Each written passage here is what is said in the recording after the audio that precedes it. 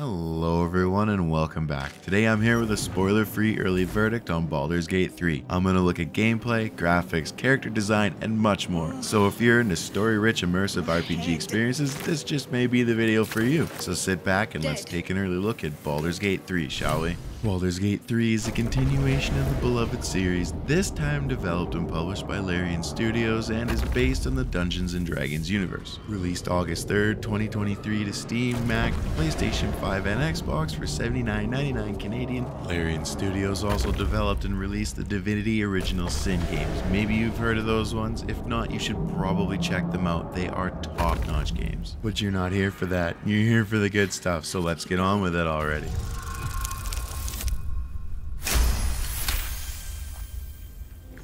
So Baldur's Gate has that Divinity Original Sin type gameplay, a sort of strategy tactical RPG style that really makes it feel like D&D has been faithfully recreated and brought to life. That feels like this was a huge focus for Larian, to bring the world of Faerun and D&D 5th edition to life in a way never seen before. The Mind Flayers have begun an invasion on Faerun with their Nautilus ship and have taken many captives, infected them with gross brainworms including yourself. But the Githyanki have taken offense to this and decided to attack with their warriors and red dragons. During the chase through multiple realms and causing some serious damage, the ship you've been abducted to is soon to crash. You manage to take control and crash land the ship back in Faerun, where you make some new friends and decide you need to rid yourself of your ocular intruders. Unwelcome insertion in the ocular region. If you've played a turn-based RPG in the past, you'll feel right at home here. More so if you're familiar with D&D at all. If not, the tutorials do a great job of bringing you up to speed and the information is plentiful. You're not rushed into huge encounters that require a lot of thinking and planning. I feel the learning curve would be accessible to a wide variety of players. It's well executed. The character creator is what you would expect, but with more nudity and a bit more depth. 12 main races are your choices, trickling down to sub-race, appearances, tattoos, piercings, eye colors, even heterochromia, which is cool. There are many ways to create the exact representation of the character you want. Combat is smooth and intuitive and doesn't feel forced when paired with the game's amazing sound design, and with my SteelSeries Arena 9 surround sound speakers, I can really feel the impacts of weapons and spells. I should probably turn the volume down. Nah.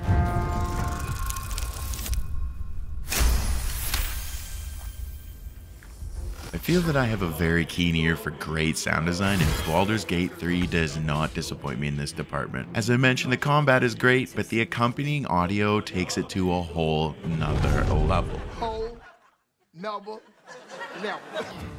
Where I feel some similar games lose out on during combat is skills, spells, etc. feel disconnected.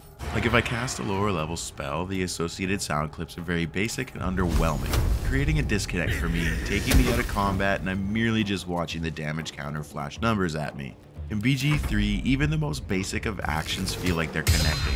The casting of spells when scoring a hit, it's just so absolutely satisfying. It tickles my brain in just the right way. It's not just the sound effects that create such an immersive atmosphere, the musical score is, in my opinion, a work of absolute perfection. I have many OSTs for games. Before BG3, there was only one I ever listened to, and that was the BioShock OST on vinyl. As I write this script, I have it playing. It's just... oh. The game's score is composed by this guy, Borislav Slavlov, who also worked on Divinity Original Sin 2, among other things. He's an award-winning composer, and what he's done here is nothing short of amazing. I have been playing Dungeons & Dragons since the early 90s. I recently celebrated my 40th birthday at the end of June, and in that time I've always wondered what Dungeons & Dragons would sound like. Well, this is it for me. I don't know what it is, it's hard to articulate, but something about his compositions, they just feel right.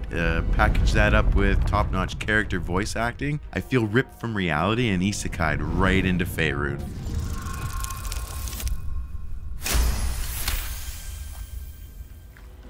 Yet another home run from BG3 is the character design and voice acting. For a character to feel alive in a sense, For me to be invested in any particular character, more than just good voice acting is needed. The voice actor can convey all the emotion in the world, really selling the experience, but if those emotions can't be conveyed on screen, a lot is lost, and I get lost. It's a strange disconnect. In BG3, that's not the problem here. The strangers I've met so far in the game are relatable. They're very, very expressive, and I've felt the connection to what my ears were hearing and what my eyes were seeing. It has been a very immersive experience, to say the least. The voice actors and their in-game actors work in perfect unison, creating very believable characters, and when you hear them speak and watch their facial expressions and body language, they just feel like a perfect match to me. Take this elf vampire, for instance. A kindred spirit. My name's Astarion. I was in Baldur's Gate when those beasts snatched me. Is that so?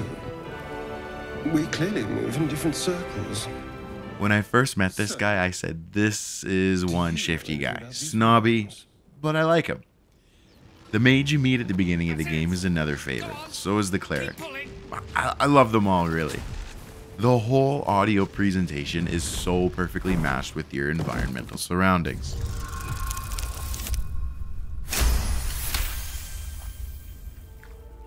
Okay, so the audio is top tier, the voice acting is on point. So far, everything has blown me away.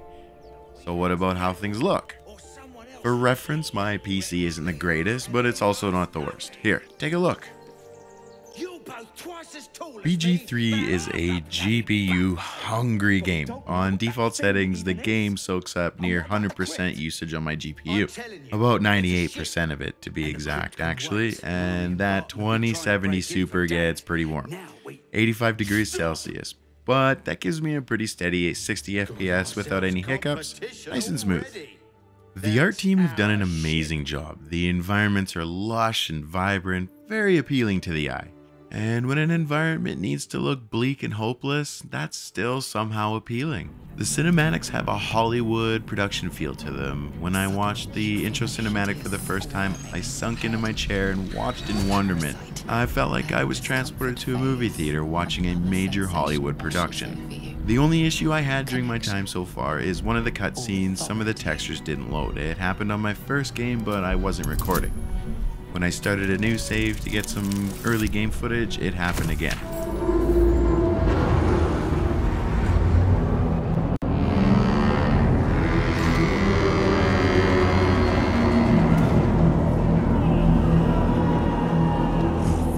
So when you put all these amazing elements together, what do you end up with?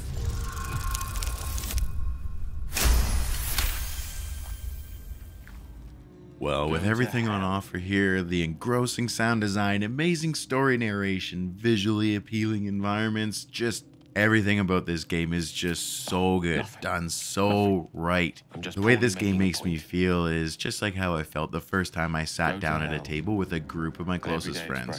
Bowls of potato chips and cheesy strewn about, paper plates with slices of pizza, the fizz bubbles dancing in our glasses of soda, dice in one hand, pencil in the other. Character sheets at the ready, our anticipation of the wonders we would uncover, the highs and lows and everything in between. Fate decided by the roll of a 20-sided dice. Pictures on a piece of... In conclusion, Larian Studios has rolled a natural 20 with Baldur's Gate 3 in my opinion.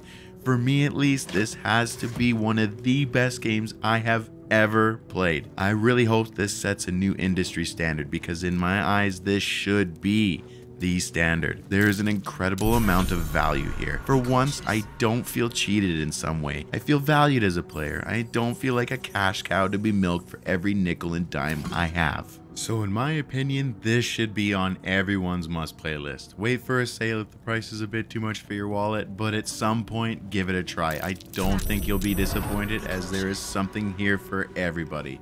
Well, that's it. As always, thanks for watching. If you've made it this far, you're a champ, and I love you very much. I hope to see you back for the next one. I need to finish this up so I can get back to the game. So until the next one, enjoy life in Faerun, and take it easy, eh?